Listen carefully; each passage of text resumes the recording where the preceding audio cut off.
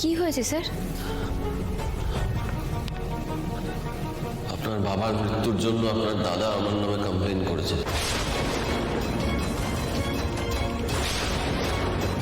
কাল আমাকে মেডিকেল বোর্ডে সবার সামনে অ্যাপিয়ার করতে হবে। কি বলছেন স্যার? বাবার মৃত্যুর জন্য দাদা আপনাকে দায়ী করেছে? তাও সেটা এতদিন পর? হ্যাঁ, ওই দেখি।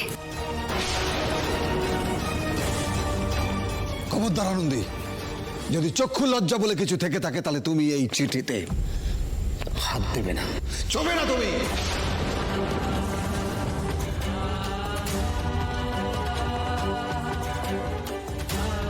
কি বলছোটা কি তুমি এটা? ও যদি চিঠিটা না দেখে না পড়ে তাহলে জানবে কি করে যে ওই চিঠিতে কি লেখা আছে? যা বোঝো না তাই নিয়ে কথা বলো না বিজয়া। আমি ঢুকতে ঢুকতে সব শুনেছি। তোমরা কি মনে করো আনন্দের দাদা এতদিন পর তার মরা বাবার বিচার চাইছে সেটা আনন্দী জানে না? মেনে নিতে হবে। আমি সত্যিই জানি না। এর জন্য তোমাকে আমি এই বাড়িতে ফিরিয়ে আনিনি যাতে তুমি এই বাড়িতে বসে বসে আমাদের বিপদে ফেলো। বাজে কথা। আমার নাথ বউ আমাদের বিপদে ফেলতেই পারে না। হ্যাঁ ঠাম্মি, আনন্দী হয়তো আমাদের বিপদে ফেলতে পারে না, তুমিও তো ঠিক কথাই বলছো।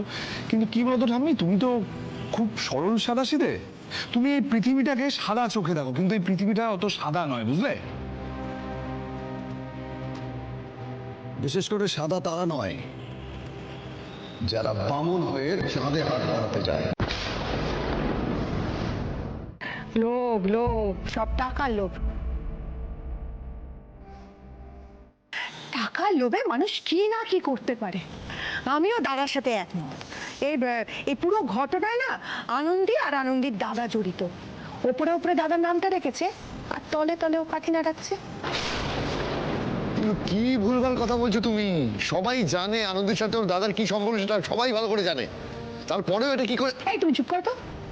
এই আনন্দে শোনো, আর নাটক করে না এই লাহিড়ী পরিবারকে জ্বালাতে এসো না। অনিন্দকে তো জেলে পাঠিয়েছো, এবার কি আদিকেও সেখানে পাঠিয়ে 16 কলা পূর্ণ করবে? হ্যাঁ, সবার সব বলা শেষ হয়েছে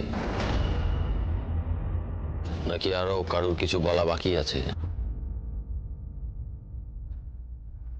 ডক্টর লাহিড়ী, আনন্দীর বাবার মৃত্যুর পর যখন আমার উপর হামলা হয়